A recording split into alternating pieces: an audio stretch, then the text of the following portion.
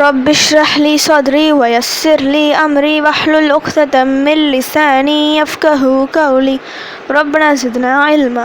அஸ்ஸலாமு அலைக்கும் வரஹ்மத்துல்லாஹி வபரகாத்துஹு. வெல்கம் டு கீடு ஜன்னாயம் தஸ்னிமிலர். எப்படி இருக்கீங்க?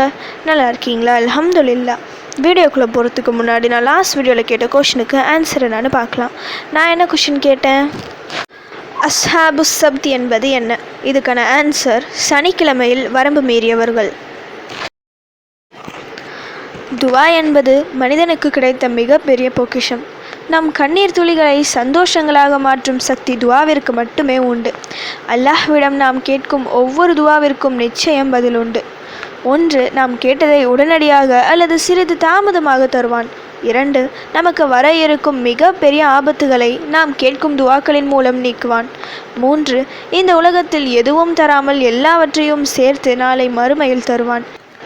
சில நேரங்களில் நாம் கேட்கும் துவாக்கள் தாமதமாகலாம், இல்லை என்றால் அதற்கு எதிராகவும் நடக்கலாம். அந்த நேரத்தில் நமக்கு கோபம் வரும். ஏன் இப்படி? இவ்வளவு துவா செய்தேனே, அல்லாஹ் கேட்கவில்லையா என நிறைய கேள்விகள் நமக்குள் வரும். அந்த நேரத்தில் நாம் இந்த ஒன்றை மட்டும் நினைக்க வேண்டும். துவா என்பது நம்மை பாதுகாக்கும் ஒரு கேடயம். நம்மை ஒருபோதும் அது அழிக்காது. இப்படி எதிராக நடக்கின்றது என்றால் நிச்சயம் இதில் நமக்கு ஏதாவது நலவை தவிர கெடுதல் இருக்காது. தன்னிடம் கையேந்தி வருபவர்களை அவன் எப்படி கைவிடுவான்? அதனால் துவா கேட்டு நிறைவேறவில்லை என்றால் கவலை வேண்டாம். துவா கேட்பதை நிறுத்த வேண்டாம். துவாக்களை இன்னும் அதிகமாக்குங்க. இதிலும் நமக்கு சோதனை உண்டு. அல்லாஹ் சுப்ஹானஹு வ தஆலா பொறுமையாளர்களுடன் தான் இருக்கின்றான். துவா கேட்பதில் 2 தரமாக சில பேர் கேட்பாங்க. 1, கஷ்டம் எப்போ வருதோ அந்த சமயத்தில் மட்டும் கேட்பாங்க. 2, எல்லா சமயத்திலும் கேட்பாங்க. இதில் 2வது கேட்பதே சிறந்தது. கஷ்டமான நேரத்தில் இறைவனிடம் துவா செய்ய வேண்டும். ஆனால் கஷ்டமான நேரத்தில் மட்டுமே இருக்கக்கூடாது. நாம் நன்றாக இருக்கும் நிலையிலும் துவா செய்ய வேண்டும். இது போன்ற துவாக்கள் தான் நம்மை பெரிய ஆபத்துகளிலிருந்து காப்பாற்றும். மிக பெரிய சோதனை நமக்கு வரவிடாமல் தடுத்து நிறுத்தும். நான் ஒரு துவா சொல்கிறேன். சிம்பிளான துவா, ஈஸியாக சொல்லிடலாம். இதை தொடர்ந்து சொன்னால் உங்கள் வருங்காலம் மிக சிறப்பாக இருக்கும். வருங்காலத்தை பற்றிய கவலை எல்லாருக்கும் இருக்கும். நம் வாழ்க்கை எப்படி இருக்குமோ, என்ன ஆக போகுதோ, இது மட்டும் நடக்கவே கூடாது என பல குழப்பங்கள் இருக்கும்.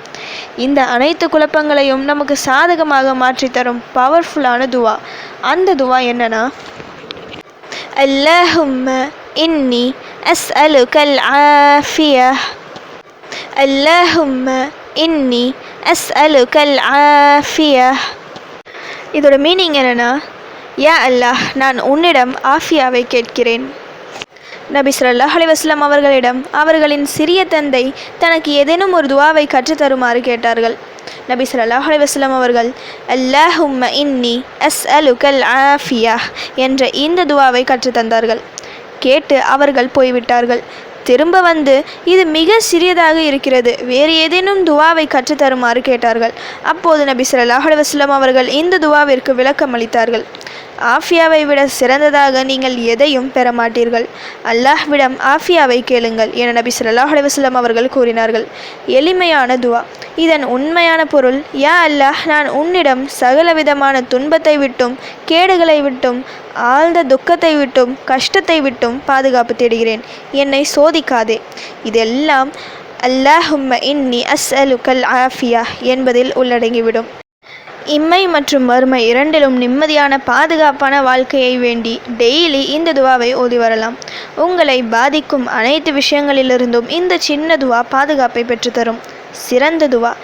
ஒவ்வொரு வேளை தொழுகைக்கு பிறகு ஓதலாம். எப்போதும் நம் நாவுகளில் இந்த துவா உச்சரிக்கப்பட்டால் வருங்காலத்தை பற்றி கவலைப்பட தேவையில்லை. உங்களுக்கு எதிராக எதுவும் நடக்காது. அல்லாஹ் பார்த்துக்கொள்வான். ஓகே, இப்போ ஃபைனலி கொஷின் டைம். தொழுகையில் சந்தேகித்தால் என்ன செய்ய வேண்டும்? இதுதான் இன்னைக்கான கொஷின். இதுக்கு உங்களுக்கு ஆன்சர் தெரிஞ்சால் ப்ளீஸ் கமெண்ட் பண்ணுங்கள். அப்படி இல்லைனா ப்ளீஸ் வெயிட் பண்ணுங்கள், நான் நெக்ஸ்ட் வீடியோ போஸ்ட் பண்ணுற வரைக்கும். சுப்ஹான ரப்பிக ரப்பில் இஸ்ஸத்தி அம்மா யசிஃபூன் வஸ்ஸலாமு அலல் முர்ஸலீன் வல்ஹம்துலில்லாஹி ரப்பில் ஆலமீன். அஸ்ஸலாமு அலைக்கும் வரஹ்மத்துல்லாஹி வபரகாத்துஹு.